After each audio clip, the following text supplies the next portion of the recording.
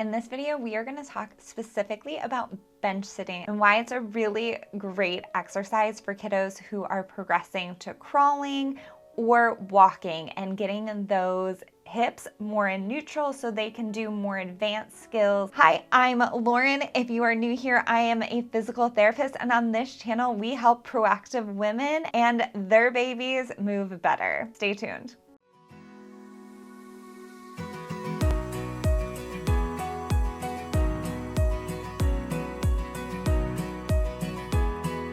Bench sitting is basically kind of what it sounds like. It's as if you are sitting on a bench. The reason why I love this exercise is because your femurs or your thigh bones are in alignment with your hip sockets, and it also pulls your hip joints out of the equation. So bench sitting, you could do it on an actual bench, you could do it off the edge of the couch, and you can also do it in a chair where the feet are on the floor. There's going to be variations of difficulty with bench sitting, and the beginning part is you're going to want to be facing the baby with your hands in a C shape. Stay tuned because I will actually show footage of me working with a real life baby, as well as troubleshoot and kind of show you some modifications that you could do if your kiddo is having a really hard time independently sitting. If a kiddo's feet are on the floor, it's going to give them a little bit more stability than if the kiddo's feet are off the floor.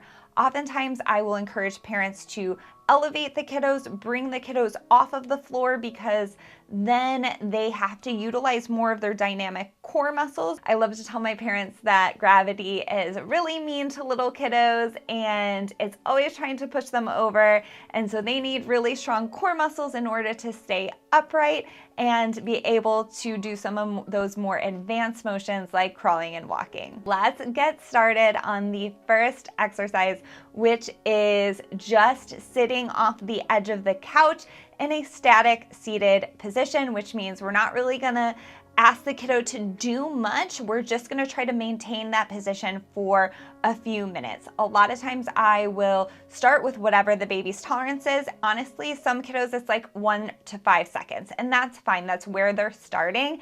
And then I will strategically bring them up to a longer period of time, which ideally would be in the range of 2 to 5 minutes, closer to that 5-minute mark. And then you gotta be careful if they're on the edge of a surface like a couch or a chair. But then you can go right into bench sitting. And you go bounces.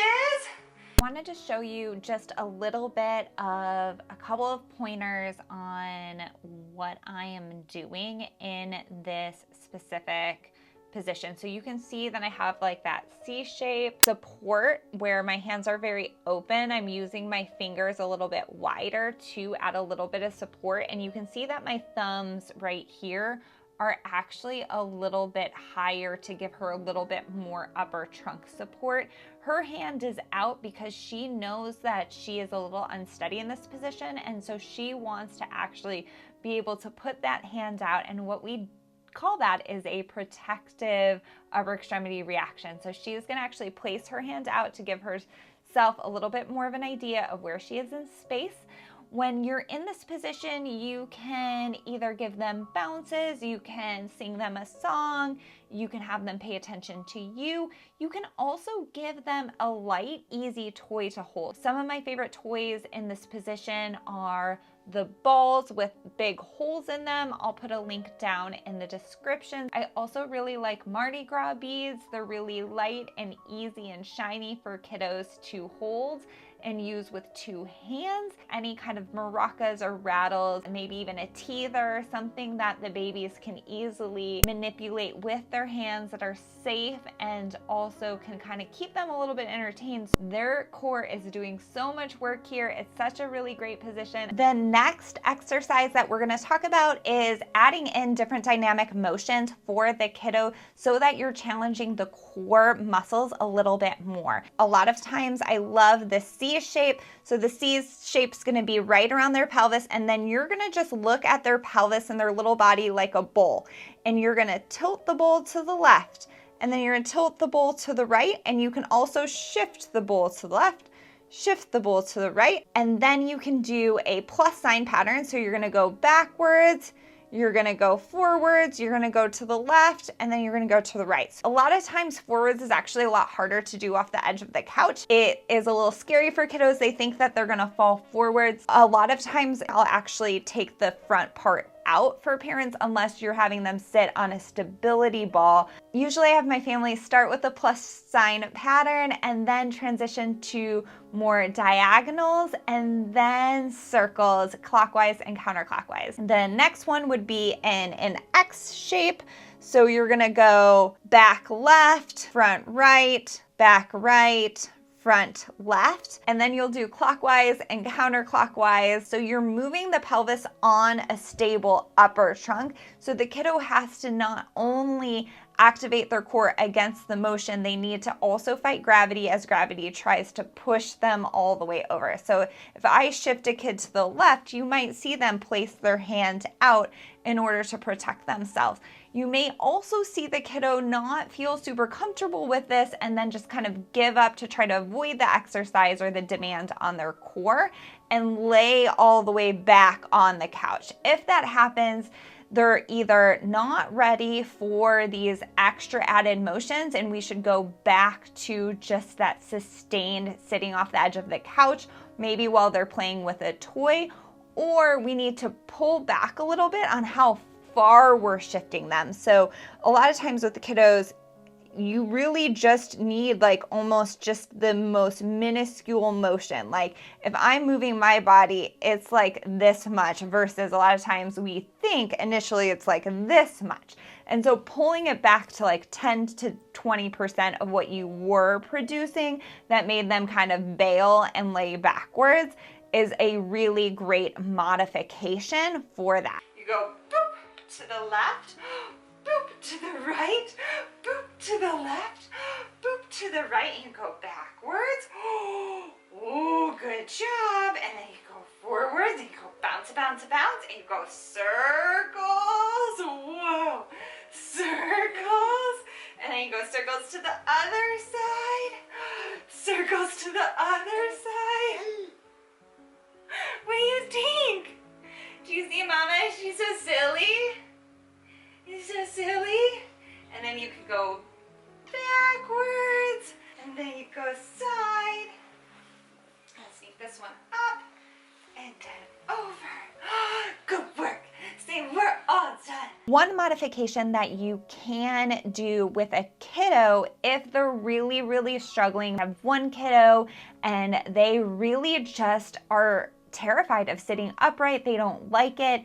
It's very, very hard for them. And so for this kiddo, what we did was a similar position, which was we had them in bench sitting, but instead of me being in front of them, I was actually sitting behind the kiddo. And I'm going to demonstrate this with my baby doll Eric because I didn't actually have a chance to get footage of this specific kiddo, but I do think it's a really helpful modification if you have a kiddo who's really, really struggling with sitting independently and you want to work on that with them. The kiddo that I'm working on right now has a lot of tightness in their hips.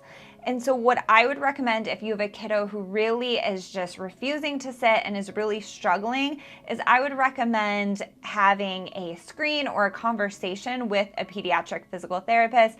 If you don't have one near you or you would prefer to talk to me, you can find that link in the pinned comment.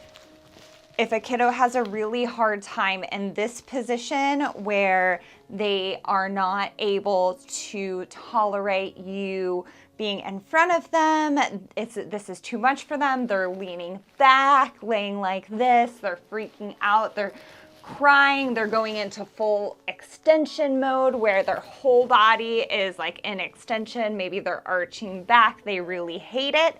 If that is the case, then there is a couple of modifications that you can do to prep them in order to get ready to tolerate bench sitting. One of those options is to get a chair or preferably a couch would be even better because that gives you a little bit more space for you to scoot back as far as you can so there is enough room in front of you where the kiddo can sit. So a lot of times I will be really kind of close and hugging the kiddo as I place them. Sometimes I will keep my hand underneath their bottom to prepare them. I will bring my trunk forward so I'm leaning, and here they have multiple contacts with me. So right now I'm giving them a lot of support and they can feel very safe. So I'm giving them support underneath here where my hand is on their bottom. The couch is also giving them some support at their bottom. I have their head is kind of resting on my chest, their back is resting on my belly, and I have a hand underneath their chest to kind of help them feel like this position is something that they could tolerate. Now, if this is too much for a kiddo, then we're gonna pull them out of that and we're gonna transition just to a seated held position. So I've got my forearm is underneath the kiddo's chest, and then my other arm and hand is underneath its bottom, and we're just gonna kind of walk around like this. So we could maybe go look out a window, we could go walk around to the kitchen, we could see what's going on in the house. We could also just kind of sit on the couch like this. This is a fairly comfortable position. Now I know I'm holding a baby doll and not a real 20-pound child, so sometimes this bottom arm is gonna get tired. If that's the case, you can feel free, always switch the upper arm first, the lower arm second, and that way you can kind of get a good transition. What I like about this position is you can actually try to bring these hips more up into flexion. So if you kind of curl this hand up, these little legs will go into flexion, and it's okay to kind of get them a little bit tucked up like this. It's going to stretch the muscles on the back of the booty, and those muscles can actually get tight in kiddos, and that can be uncomfortable when they go to sit. The couch or ground actually produces a force on the body, and the body produces a force back on the ground. And when those muscles contract, that's how we are able to stay up against gravity. But sometimes that pressure of a surface on a behind or on a foot can be uncomfortable for a kiddo, and they can prefer not to be in those positions and then try to avoid them.